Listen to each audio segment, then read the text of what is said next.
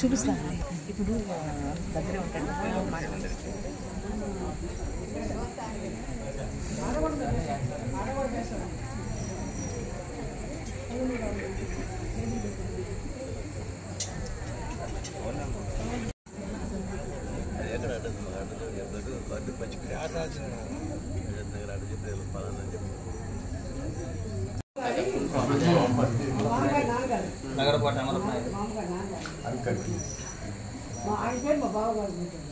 అంటే ప్రకారం పెట్టాలంటే you have to make it as a residential one. Day కాదు కదా, డే కావడానికి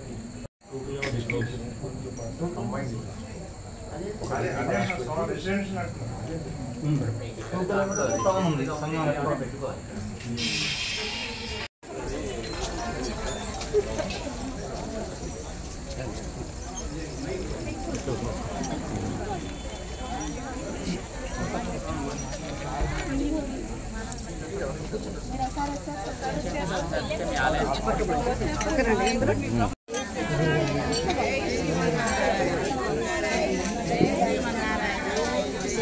అమరవరపు వారి కండ్రిక, అమరపు నాయుడు కండ్రిక. ఇక్కడ ఒక వృద్ధాశ్రమం ఉంది అని అంటే దాన్ని ఒకసారి చూసి ఆ పెద్దవాళ్ళందరికీ మంగళాశాసనం చేద్దాము అని మేము ఇక్కడికి వస్తున్నాం. ఈ పక్కనే సోమశిల అని ఒక ఆశ్రమం ఉంది. ఇక్కడికి సుమారుగా ఒక గంటన్నర దూరంలో ఆ సోమశిలలో ఒక చిన్న ఆశ్రమం, ఒక చిన్న వేద పాఠశాల నడుస్తుంది. అక్కడికి వెడదామని బయలుదేరి మధ్యలో రామలక్ష్మమ్మ గారి యొక్క ఈ స్థానాన్ని కూడా చూసి మంగళాశాసనం చేసి వెడదామని ఇక్కడ వచ్చాం. ఇది ఏ నెల? అది అలా అయిపోయింది ఇప్పుడు మన బతుకు. మన నెల ఏమిటో కూడా తెలియని బతుకు వచ్చేసి నవంబర్ నెల జ్ఞాపకం వస్తుంది, కార్తీక మాసం జ్ఞాపకం రావట్లేదు. ఇది కార్తీక మాసం, దామోదర మాసం. చాలా బాగా చెప్పావు తల్లి. కార్తీక దామోదర వ్రతాలు చేస్తారు ఈ నెలంతా. దాంతోపాటు వన భోజనాలు చేస్తారు. ఎక్కడెక్కడైనా ఇలాంటి ప్రశాంతమైనటువంటి ఆశ్రమాలు, వనాలు, గోశాలలో ఏమైనా ఉంటే అక్కడికి వెళ్ళి అక్కడ కాసేపు కూర్చుని భగవన్నామాన్ని పాడి అక్కడే ఆరు బయట చెట్ల క్రింద వంటలు చేసి వనదేవతలకి నివేదన పెట్టి అప్పుడు దాన్ని తీసుకునేటటువంటి ఒక కార్యక్రమం వన భోజనాలు అని అంటారు దాన్ని. ఇదివరకు రోజుల్లో చక్కగా అట్లా చేసి వనదేవతల్ని పూజ చేసి చెట్లు కాపాడుకోవాలి, వనాలు కాపాడుకోవాలి, నదులు బాగుండాలి, వానలు సకాలంలో కురవాలి అని కోరుకునేవారు. ఇప్పుడు అక్కడక్కడ వనభోజనాలు చేస్తున్నారు అనుకోండి, కానీ ఆ వనభోజనాలంతా ప్లాస్టిక్ సంచిలో తీసుకువెళ్ళి అంతా అక్కడే తినేసి ఆ ప్లాస్టిక్ సంచులన్నీ అక్కడే పారేసి ఆ వనానికి, చెట్లు ఉండే ప్రాంతానికి మరింత మురికి చేర్చేసి వచ్చేస్తున్నారు ఇప్పుడు.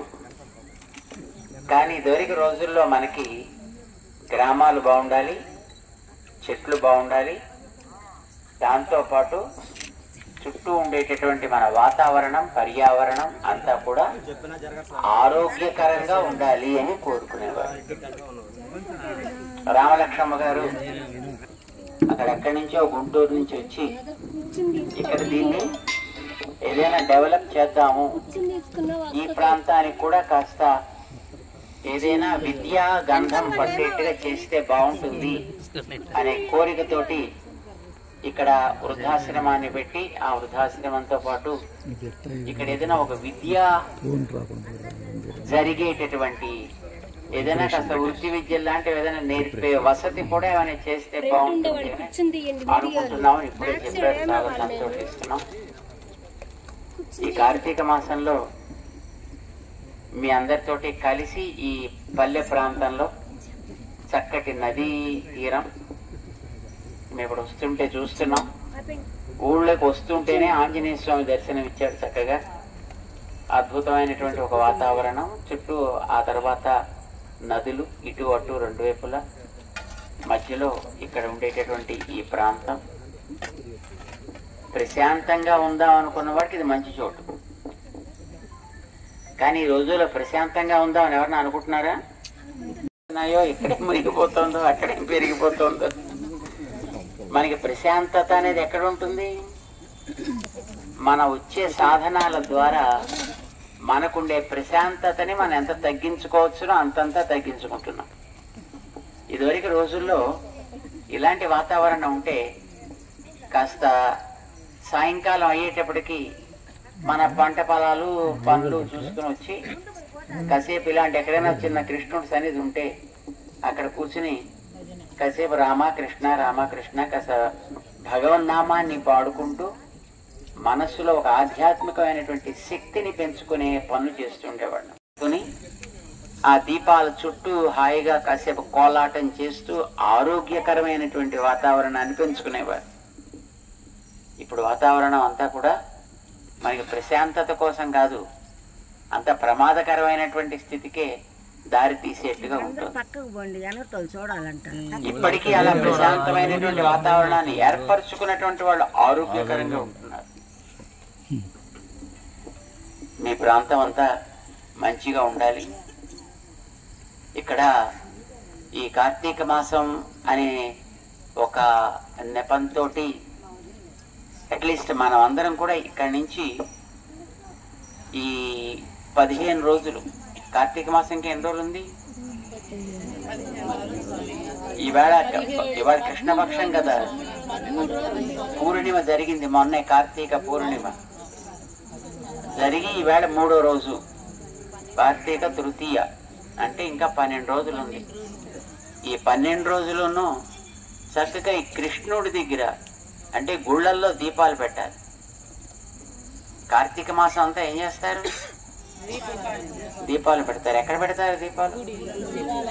ముందర ఇళ్లల్లో పెడతారు.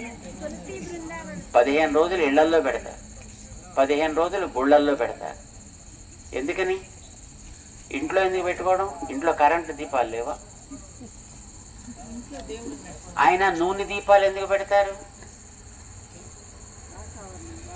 నూనె దీపం మన మనస్సుకి గుర్తు. మన మనస్సు ఒక ప్రమిద అని అనుకుందాం. ఆ ప్రమిదలో నూనె పోయాలి. ఆ నూనె అలా తీగలాగా ఆ ఒత్తులోంచి సాగుతూ దీపాన్ని వెలిగిస్తుంది కదా. అలాగే మన మనస్సులో ఒక ప్రేమ అనేటటువంటి తైలం పోయాలి. ప్రేమ ఉంటే ఏం చేస్తుంది? అది మన ఆలోచనని అలా సాగేటట్టు చేస్తుంది. మనకి మన పిల్లవాడి మీద ప్రేమ ఉందనుకోండి, ఆ పిల్లవాడు ఎక్కడైనా పట్టణానికి పోయినా వాడు ఎలా ఉన్నాడో ఏమిటో, ఏం చేస్తున్నాడో ఏమిటో, తింటున్నాడో లేదో, ఆడుతున్నాడో లేదో, పాడుతున్నాడో లేదో, చదువు బాగా ఇదే ఆలోచన సాగుతూ ఉంటుంది కదా. ఆ ఒత్తిలో ఉండే నూనె అలా ధారగా సాగుతున్నట్టుగా మన మనస్సులో ఏర్పడేటటువంటి ప్రేమ భగవంతుడి మీద ఏర్పడితే ఆ భగవంతుడి యొక్క ఆలోచనలు ఒక ధారగా సాగేటట్టు చేస్తుంది. దానికే భక్తి అని పేరు పెట్టారు. ఏం పేరు పెట్టారు? భక్తి. భక్తి అంటే ఏంటి? ధార. అయితే ఈ ప్రేమ ఈ తెలుగులో వచ్చేటప్పటికి మనకి ఎవడో ఒకడు వచ్చి అబ్బో నేను నిన్ను ప్రేమిస్తున్నానంటే అది కూడా ప్రేమే. మనకి ప్రేమకి వాత్సల్యం అంటాం. తన తోటి వయస్సు వాళ్ళ మీద ఉంటే దాన్ని మైత్రి, ఫ్రెండ్షిప్ అంటాం. అదే గురువుల మీద ఉంటే గౌరవం అంటాం. తల్లిదండ్రుల మీద ఉంటే భక్తి అంటాం. తల్లిదండ్రులకి పిల్లల మీద ఉంటే వాత్సల్యం అని అంటాం. అదే దేవుడి మీద ఉన్న, తల్లిదండ్రుల మీద ఉన్న దాని పేరు భక్తి అని అంటారు అన్నమాట. అది ఒక్కొక్కళ్ళ మీద ఉంటే దానికి ఒక్కొక్క పేరు వస్తుంది అన్నమాట. అది మన లోపల ఆ భక్తి పెరగాలి. ఆ భక్తి పెరిగితే ఆ భక్తి భగవంతుడికి ఇష్టాన్ని, ఆనందాన్ని ఇస్తుంది అన్నమాట. భగవంతుడిని మనం ఎక్కడ చూస్తాం? భగవంతుడు ఎక్కడ ఉంటాడు ఎంతకని? అంతే, లోపల సీల్ చేసి పెట్టచ్చు. భగవంతుడు అంతటా ఉంటాడు. ఆయన లేని చోటంటూ లేదు. లోపల ఉంటాడు, బయట ఉంటాడు. కానీ లోపల ఉన్నా బయట ఉన్నా మనకి కనిపించడు. ఆయన్ని మనం చూడలేం. బయట ఉంటాడంతా ఉంటాడంటే మనకి ఏం కనిపిస్తుంది? అక్కడ ఏం కనిపించదు. కనిపించదు కనుక లేడు అని అనకూడదు. ఇప్పుడు ఇక్కడ బోల్డ్ రూపాలు ఉన్నాయి మనకి, ఆకాశం అంతా అని కనిపిస్తున్నాయి మీకు ఏమైనా? ఏమమ్మా? కనపట్టలేదు. కానీ ఇదే మీరు ఇక్కడ ఫోన్ ఆన్ చేసే దాంట్లో చూస్తే అంటే ఫోన్లో ఉన్నాయా అవి, బయట ఉన్న దాంట్లో వస్తున్నాయా? బయట ఉన్నాయి కానీ అలా కనిపించవు. ఇలాంటిది పెట్టి దాన్ని ఆన్ చేస్తే ఇందులో కనిపిస్తాయి. టీవీ పెట్టి దాన్ని ఆన్ చేస్తే అందులో కనిపిస్తాయి. అంటే ఉన్నదాన్ని కనిపించాలి అంటే దానికి ఏదైనా ఒక సాధనం కావాలి. సాధనం లేకుండా చూడగలిగే శక్తి మన కంటికి మన ఒంటికి లేదు. అంచేత ఏదైనా సాధనం పెడితే, టీవీ లాంటి సాధనం పెడితే ఉన్నవే దాంట్లో కనిపిస్తాయి. మీరు ఫోన్ ఆన్ చేస్తే బయట ఉండేటటువంటివే అందులోంచి మీకు కనిపించే రూపంలో పైకి వస్తాయి. దేవుడు కూడా అంతటా ఉంటాడు కానీ ఆయన్ని మనం చూడలేం. మరి చూడాలంటే మనకు కూడా ఏదైనా ఒక సాధనం కావాలి. ఏంటి ఆ సాధనం తెలుసునా మీకు?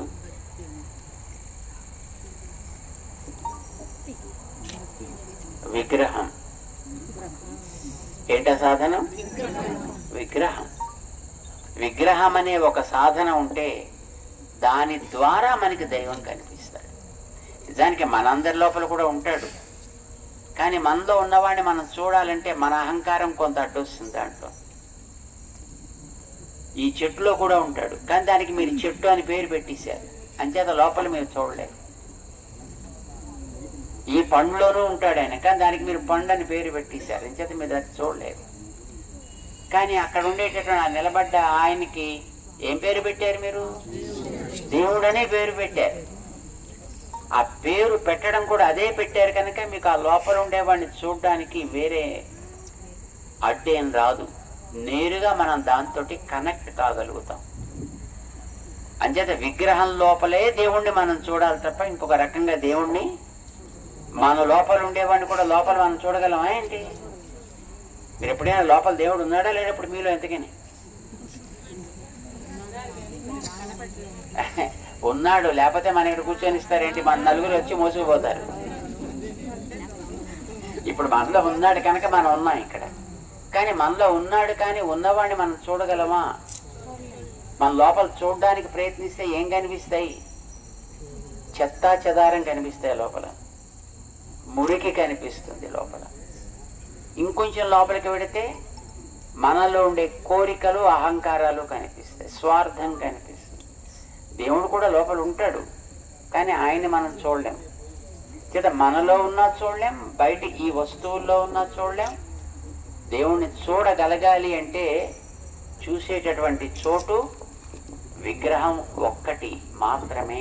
ఒక దేవుడుండే చోటుకు వచ్చి అక్కడ భగవంతుణ్ణి భావిస్తూ మన ప్రేమార ఆయన గురించి పాడటం లాంటివి చేస్తే అది భగవంతుడికి ప్రేమ మన మీద కలిగేట్టు. మనకి భగవంతుడి మీద ప్రేమ కలగాలి, ఆయనకి మన మీద ప్రేమ కలగాలి కదా. ప్రేమ అనేది ఎప్పుడు కూడా ఇటు అటు రెండు వైపులా ఉండాలి. ఒకవైపే ఉంటే ఏమంటారు దాన్ని? రసాభాస అంటారు. రెండు చేతులు ఇలా కరెక్ట్గా వస్తే దాన్ని చప్పట్లు అంటాం. ఒకవైపు నుంచే పెడితే అది దెబ్బ తగులుతుంది.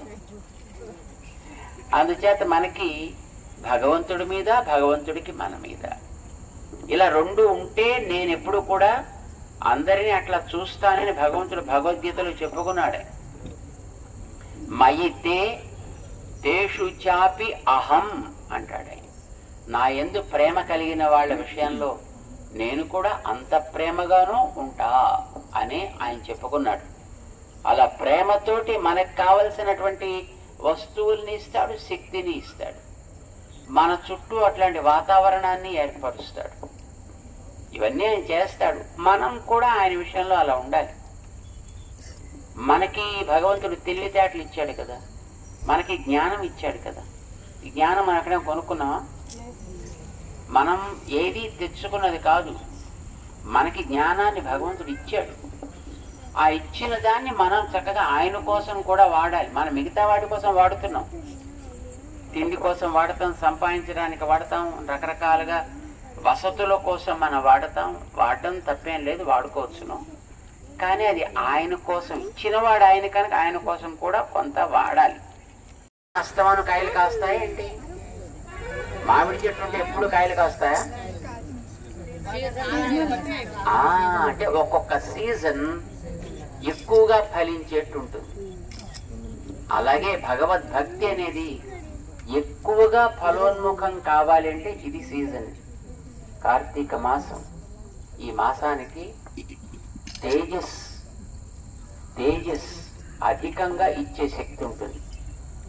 మనలో కూడా తేజస్సు బాగా రావాలి అంటే ఈ మాసాన్ని జాగ్రత్తగా వాడుకోవాలి. ప్రకృతిలోకి రావాలి, 10 మందితో కలవాలి, భగవంతుణ్ణి పాడాలి. మన మనస్సులో ఆ భగవంతుడి విషయంలో విశ్వాసంతో అది పండి ప్రేమగా మారితే మనకి వాడి దయ కలుగుతుంది. అప్పుడు మనం ఈ జీవితంలో సుఖాన్ని, సంపదల్ని పొందగలుగుతాం. అందుకోసం మనవాడు కార్తీక మాసాన్ని ఒక పెద్ద వ్రతంగా చేస్తారు. కార్తీక దామోదర వ్రతాలు అంటారు. ఆ ప్రేమ అనేది వెలగాలి కనుక మన లోపల మనస్సుని ప్రమిదిగా మార్చి మనలో ఉండేటటువంటి ఆ ఆలోచన అనే భావాన్ని ప్రేమగా నూనెగా చేసి జ్ఞానం అనే దీపాన్ని వెలిగించాలి అంటారు మన ఆళ్వార్లు అన్నమాట. వెలిగితే ఆ జ్ఞాన దీపం అది కాంతినిచ్చేది. ఇది ఇండ్లలోనూ వెలగాలి, గుళ్ళల్లోనూ వెలగాలి. ఎందుకని ఇళ్ళు గుళ్ళు కలిస్తేనే కదా ఒక ఊరు అవుతుంది. మన శరీరంలో ప్రాణం లేకపోతే దానికి విలువ ఉండదు. అలాగే ఒక ఇంటిలో దేవుడి మందిరం లేకపోతే ఆ ఇంటికి కూడా విలువ ఉండదు. ఒక ఊరికి దేవుడి గుడి లేకపోతే ఆ ఊరికి కూడా విలువ ఉండదు. అంచేత ఊరికైనా గుడి కావాలి, ఇంటికైనా పూజా మందిరం కావాలి, మన శరీరానికైనా లోపల ప్రాణం కావాలి. వాటిని మనం తేజోవంతం చేసుకోవాలి అని మొదట దీపావళి చేస్తారు. ఈ కార్తీక మాసం ముందు అమావాస్య నాడు ఏం చేస్తారు? దాన్ని ఏమంటారు? దీపావళి అమావాస్య చేస్తారు. ఆవేళ మనలో ఉండేటటువంటి దుష్ట భావాలన్నీ పోవాలి అని కోరుకుంటారు.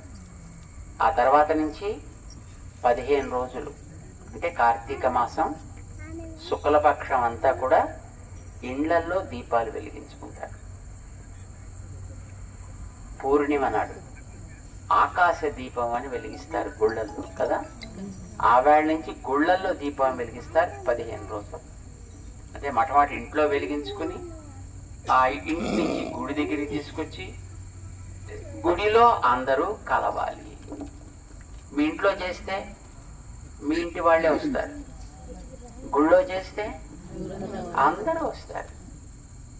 ఆ గుళ్ళో చేసేటప్పుడు వీళ్ళ వాళ్ళ, పైసలు ఉన్నవాళ్ళ లేనివాళ్ళ, చదువు ఉన్నవాళ్ళ లేనివాళ్ళ, మన కులం వాళ్ళ కాదా, ఇలాంటి ప్రశ్నలు ఉండవు. దేవుడి దగ్గరికి అందరూ వస్తారు. పిలవక్కర్ లేకుండానే అందరూ రావచ్చు. ఊరిని అందరినీ కూడా అలాగ కలిపి ఉంచేది ఒక గుడి. ఇంట్లో వాళ్ళందరూ కలిసి ఉంటేనే కదండి ఆ ఇంటికి సుఖం. అలాగే ఊళ్ళో వాళ్ళంతా కలిసి ఉంటే ఊరికి సుఖం. ఇంట్లో వాళ్ళని కలిపేది ఒక దీపం, ఊరి వారందరినీ కలిపేది ఒక దీపం. ఇంటి దీపం ఇంటి మందిరం, ఊరి దీపం ఊరికి ఉండేటటువంటి గుడి. ఈ 2 చోట్ల కూడా దీపాలు వెలిగించి చక్కగా అందరూ సుఖపడండి అయ్యా, కలిసిమెలిసి బతకండి. రాజకీయాలు వచ్చాక మనకి ఒక ఇంట్లో వాళ్ళే కలిసి ఉండే స్థితి లేకుండా అయిపోయింది. కానీ నిజానికి ఆలయం అనేది ఎంత గొప్ప కాన్సెప్ట్ మన పెద్దవాళ్ళు మనకి ఇచ్చారో, అద్భుతమైనటువంటి మహోపకారం చేశారు మన పూర్వపు ఋషులు, మన ఆగమ గ్రంథాలు. చక్కగా అందరూ కలిసి ఉండాలి, ఊరి వారంతా కలిసి ఉండాలి, అందరూ కలిసి పని చేసుకోవాలి, అందరూ కూడా కష్ట సుఖాన్ని పంచుకోవాలి, కలిసి సుఖించాలి. ఈ భావన మనందరిలో పెంచేటటువంటి, అది ఇందాక మీకు చెప్పాం కదా, ఒక సీజన్లో కాయలు కాసినట్టుగా ఒక సీజన్లో మనలో కలిగే ఈ భావనని పెంచే స్థితి ఈ కార్తీక మాసానికి ఉంది. అందుకోసం కార్తీకాన్ని వనభోజనాల పేరుతోటి చక్కగా చేసుకోండి అయ్యా అందరూ కలిసి అని మన వాడు చెప్తుంటారు. రామలక్ష్మణ గారు ఎక్కడో గుంటూరులో ఉండేటటువంటి ఆవిడ ఇక్కడ తమ పెద్దలు ఉన్నటువంటి స్థానం కదా అని ఇక్కడికి వచ్చి ఈ ప్రాంతానికి ఉపయోగపడేటట్లుగా ఏదైనా ఒక మంచి కార్యం ఇక్కడ జరగాలి అని దానికి మొట్టమొదటగా నాందిగా ఒక వృద్ధాశ్రమాన్ని పెట్టి ఇంకా ఏదైనా మంచి కార్యాలు జరగాలి అని ప్రయత్నం చేస్తున్నారు. వారి ప్రయత్నాలు మంచిగా సాగాలి అని మేము ఆశిస్తాం. అది ఈ ప్రాంతానికి ఇక్కడ ఉండేటువంటి వాళ్ళందరికీ కూడా ఉపయోగపడేటట్లుగా ఉండాలి అని మేము భగవంతుడిని ప్రార్థన చేస్తూ మీ అందరికీ మంగళాశాసనాలు చేస్తున్నాం. వారి సేవలు చక్కగా ఈ ప్రాంతానికి ఉండాలి అని ఆశిస్తూ మీ అందరికీ కూడా మేము అనేక మంగళాశాసనాలు చేస్తున్నాం. జై శ్రీమన్నారాయణ. జై శ్రీమన్నారాయణ.